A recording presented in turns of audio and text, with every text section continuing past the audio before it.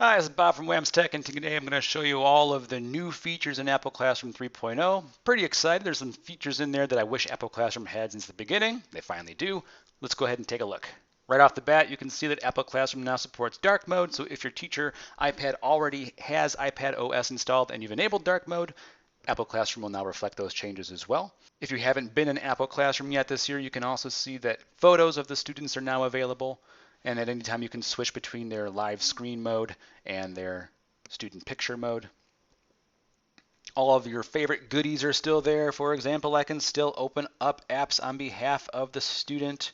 I could also lock them in those devices as well. So if they're supposed to be in PowerSchool Learning, I can just toggle on lock an app after opening, select PowerSchool Learning, and then that app will open up on the student iPad, and they'll be unable to leave that app until you unlock it. Likewise, you can lock an iPad altogether simply by selecting Lock, and it'll lock that iPad. When you're ready to unlock, simply select Unlock. New in Apple Classroom 3.0 is the ability to send kids back to the home screen by selecting the Hide button. This does not prevent them from accessing other apps, but it will gain their attention because whatever they were working on will now be hidden temporarily and they'll be back to the home screen. But my favorite new feature is the ability for students and teachers to now share content with each other using AirDrop.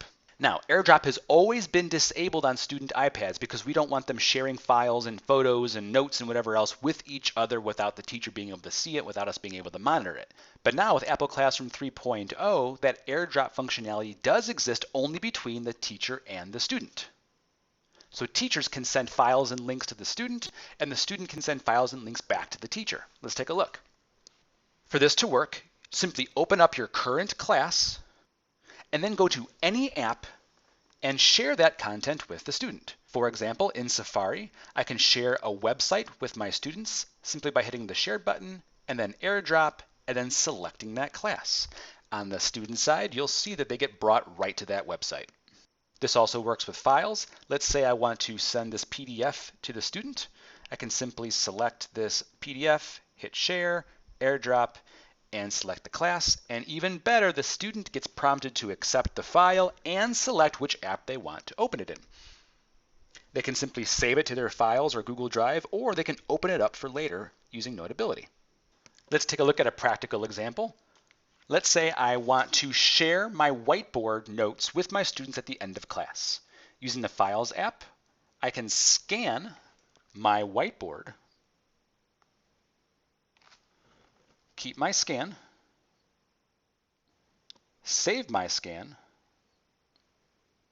and then take that PDF and share it using AirDrop with my class. But wait, there's more. Not only can teachers share files and links with students, but students can share files and links with teachers. And it works in the exact same way. Let's say a student just finished annotating an image and they're ready to share it with their teacher. Sure, they can send it via Google Drive or email, but if you want something immediate just to take a look at without you needing to save the file as a quick check or an exit slip, let's say, you can have them share this with you via AirDrop. The student will hit share, go to AirDrop, and they'll see their teacher and only their teacher. They'll select the teacher, and on the teacher device, they'll now see that there's a new sharing icon with a notification that the student just shared a file. If the teacher opens it up, it'll save that file directly to their iPad where they can manipulate it and then delete it. And when they're ready, they can go back to Apple Classroom and delete the notification. If they want to delete it in bulk, they can select Edit, select All, and then hit Trash. So some really neat features there in Apple Classroom for you. If you liked what you saw, go ahead and like this video and subscribe so you don't miss any more of my future tutorials. And as always, thanks for watching.